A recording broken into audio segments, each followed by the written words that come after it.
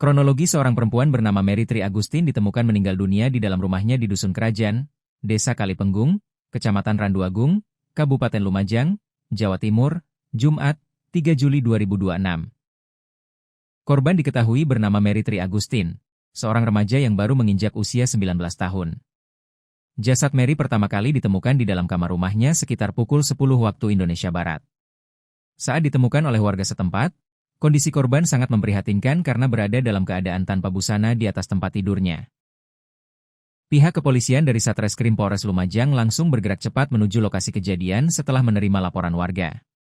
Tim penyidik segera menggelar olah tempat kejadian perkara, TKP, dan memasang garis polisi di sekeliling area kamar korban untuk mengamankan bukti-bukti. Setelah proses olah TKP awal selesai, jenazah Mary kemudian dievakuasi oleh petugas menuju rumah sakit terdekat. Ambulans yang membawa jasad korban tiba di RSUD Dr. Haryoto Lumajang sekitar pukul 17.30 WIB untuk penanganan lebih lanjut. Pihak kepolisian menjadwalkan pemeriksaan forensik dan autopsi menyeluruh terhadap jenazah perempuan muda tersebut. Langkah medis ini diambil sebagai prosedur wajib guna memastikan penyebab utama kematian korban yang dinilai janggal. Menurut keterangan Diana, bibi korban, penemuan jasad Mary bermula dari kecurigaan kekasih korban. Pacar Mary berulang kali mencoba menghubungi melalui panggilan telepon, namun ponsel korban sama sekali tidak aktif dan tidak memberikan respons. Merasa khawatir karena tidak ada jawaban, kekasih korban berinisiatif menghubungi salah satu tetangga yang tinggal di dekat rumah Mary. Ia meminta tolong kepada tetangga tersebut untuk mengecek langsung kondisi Mary di dalam rumahnya.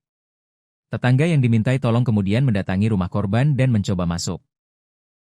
Betapa terkejutnya saksi saat memeriksa bagian dalam rumah dan mendapati perempuan berusia 19 tahun itu sudah dalam kondisi terbujur kaku dan tidak bernyawa. Diana menambahkan, pihak keluarga sendiri tidak mengetahui secara pasti detail kondisi fisik korban saat pertama kali ditemukan di TKP. Ketika anggota keluarga tiba di lokasi, jenazah Mary sudah dievakuasi dan ditutup rapat menggunakan kain. Terkait adanya isu mengenai luka lebam atau bekas sayatan di tubuh keponakannya, Diana belum bisa memberikan jawaban pasti. Pihak keluarga kini sepenuhnya menyerahkan proses penyelidikan dan hasil autopsi kepada tim dokter forensik.